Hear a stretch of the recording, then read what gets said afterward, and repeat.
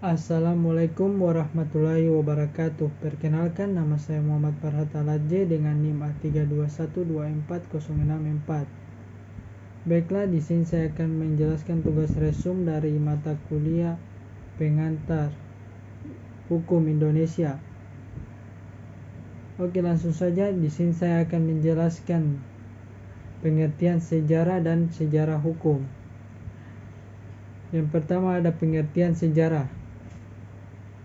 Proses hidup dan berkembang sejarah suatu bangsa yaitu suatu kesinambungan antara masa lalu, sekarang, dan masa yang akan datang. Kemudian pengertian sejarah hukum. Sejarah hukum Indonesia dalam arti seluasnya bermula dari mulai bermukmin suatu masyarakat di tanah air Indonesia. Kemudian ada pengertian tumbuhan, memiliki dua arti yaitu perubahan dan unsur statistik. Hukum tumbuh berarti ada hubungan yang erat sambung menyambung, tidak terputus antara hukum masa kini dan masa lampau. Kemudian kita ke bagian A, sebelum Belanda datang ke Indonesia. Sejarah hukum Indonesia dalam arti sekeluarga bermula dari mulai berkembangnya suatu masyarakat di tanah air Indonesia. Artinya adalah saat dimana kita mengenal dan memukat sejarah Indonesia yang diwarnai pengaruh agama. Kemudian kita ke bagian B, Belanda di Indonesia. Masa Belanda di Indonesia, yaitu ada masa VOC. Masa ini diawali dengan datangnya perdagangan Belanda yang kemudian mendirikan VOC. Semula bertujuan untuk menghindari persaingan di antara mereka, tunduk pada hukumnya sendiri. Hukum adat setempat tidak berlaku lagi bagi mereka. Kemudian Van Vollenhoven menulis, ketika kapalnya merapat di Indonesia, terdapat suatu negara yang ditinjau dari sudut hukum negara, bukan negeri yang tandus dan kosong. Negeri tersebut penuh sesak dengan lembaga tata negara dan lembaga tata kuasa yang diselenggarakan oleh kekuasaan atas suku, desa, perserikatan, republik, dan kerajaan. Ketika bangsa Belanda datang ke Indonesia, mereka melihat bahwa di Indonesia telah ada suatu tekanan hukum yang ajeng, record.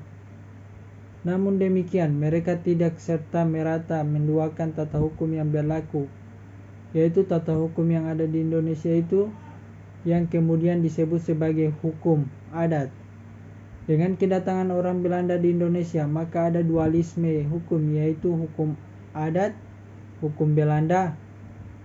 Adapun yang dimaksud dengan hukum Belanda adalah hukum kapal VOC yang terdiri hukum Belanda kuno, asas-asas Romawi. Hukum kapal sebagian besar adalah disiplin Dutch-Roy. Persoalannya adalah hukum kapal tidak dapat mengatasi menyelesaikan perkara-perkara yang ada di pusat-pusat perdagangan VOC, sehingga perlu dibuat peraturan-peraturan baru yang dapat memenuhi kebutuhan istimewa tersebut. Kendala yang fundamental adalah status VOC. Apakah mereka berwenang membuat peraturan-peraturan kenegaraan? Oleh karenanya, pada tahun 1609, Stater General, yaitu badan federatif tertinggi negara Belanda, memberikan kekuasaan pada Gubernur Jenderal, pengurus VOC, untuk membuat peraturan Guria menyelesaikan perkara. Peraturan itu dibuat dalam plakat, kemudian dikumpulkan yang disebut Netherlands Indisch Plakat Boele. Dengan demikian, hukum yang berlaku untuk wilayah yang dikuasai VOC adalah hukum statula, hukum Belanda kuno, asas-asas hukum Romawi.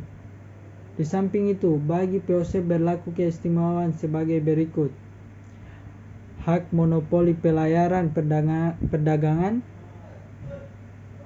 hak menentukan angkatan perang, hak mendirikan benteng, hak mengemukakan perang perdamaian, dan mencetak uang.